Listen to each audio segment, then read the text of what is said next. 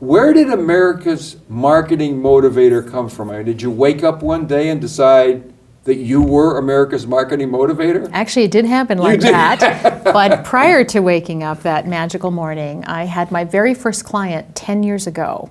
Dr. Leora. 10 years ago? 10 years. Well, like this month? Like this Sunday. So you're celebrating Yes. it on the show? Ooh, that's right, All that's right, right. Kathy. All right. So one of my very first clients, I had an engagement with her, and at the end of that engagement, I had to get the courage to ask her what value I created for her.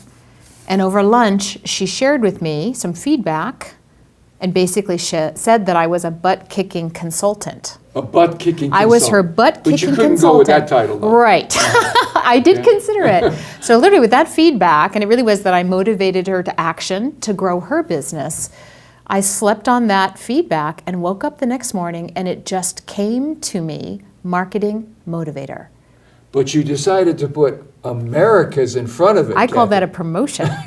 So here was the dilemma. So marketing motivator, this is my big discovery, only to turn out there's another marketing motivator who got there first in Canada, a woman by the name of Jennifer. So I figured the world was big enough for two marketing motivators. So we coexisted for a while until one year, might have been my 5th year in business, I literally decided to give myself a promotion.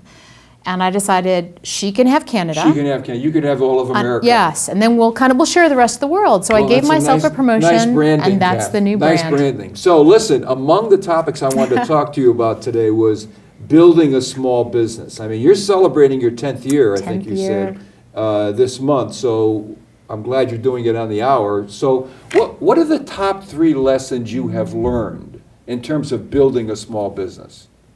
The first lesson that I learned, and I continue to learn, is that as an entrepreneur or a small business owner, you can't go it alone. Right. You have to build a success team. You have to invest, spend money to bring in people and resources to help you be successful.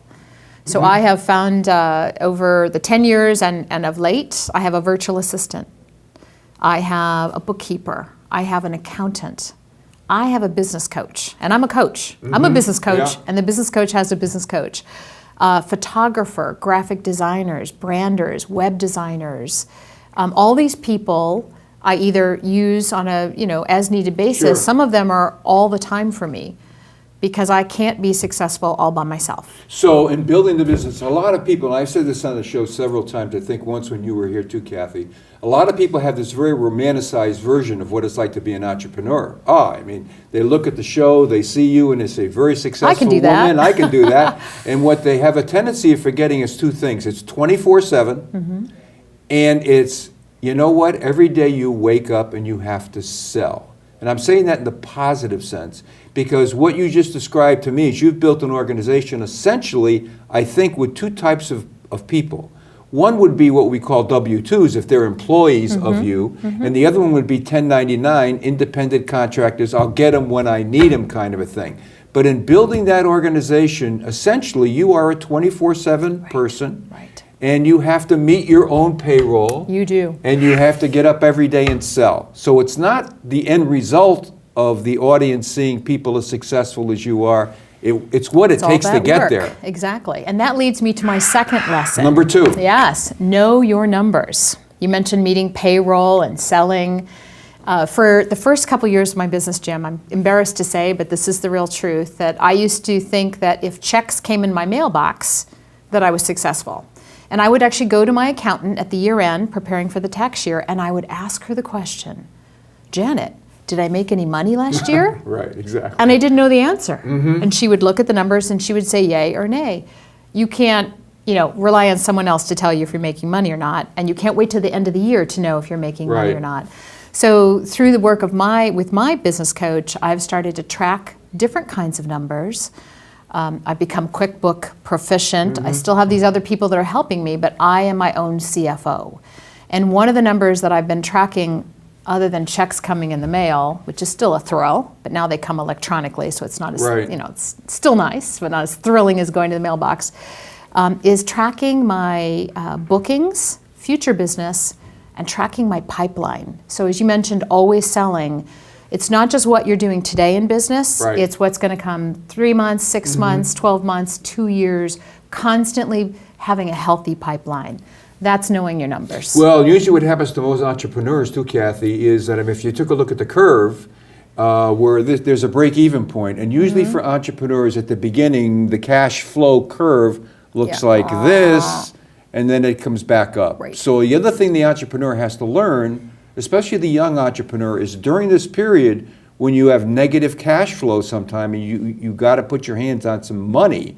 I mean, you need to have some money usually do. to start it up, You do. to get you through this period that Right. goes this way. Right. So, look at your numbers. What's the Yes. number? Is there a number 3? Number 3, absolutely, is choose your clients carefully. And I learned that even this morning. I mean, it's a constant, ongoing assessment for a business owner. And I'm in a B2B, business-to-business consulting model. Training is my core business offering. And so people will come to you and they'll ask you to work with them. And the temptation is, oh my gosh, new business, money, I'll take it. And it's not always right for you. It's not always a good fit.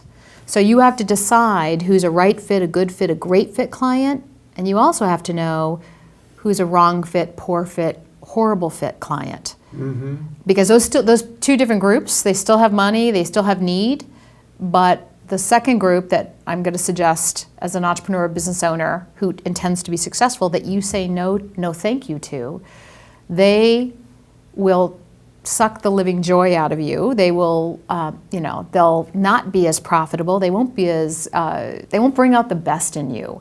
So while they still might pay you or not, for myself, one of my disciplines is knowing when to say no. Yeah, there's two things that came out of what you just said, Kathy. In other words, when you use the word vet, for the audience it means, for want of a better word, it's a synonym for screen your clients. Screen your You're going clients. to screen your clients.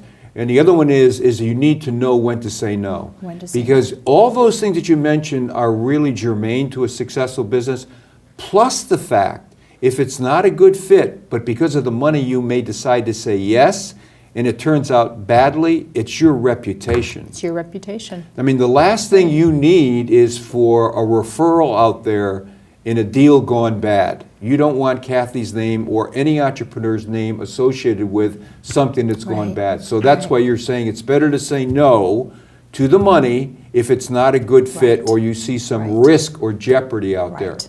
And I also sometimes I think, well, I don't want to call someone a horrible client. They're just horrible for me. And quite honestly, I'm horrible for them. It's a bad Yeah. fit. Whereas that client might be the ideal fit for one of your referral Well, the partners. other thing is too, Kathy, there's 2 reasons to say no. Essentially, it's an oversimplification. One is the chemistry is not good. It's not a Right. good fit. But you could look at what someone's offering for you to do, and you look out there and say, this is a destination to failure. Right. This thing can't win no matter how much money we put in it, no how much time and effort, and I'm not going to be associated with it. Right. So anything else?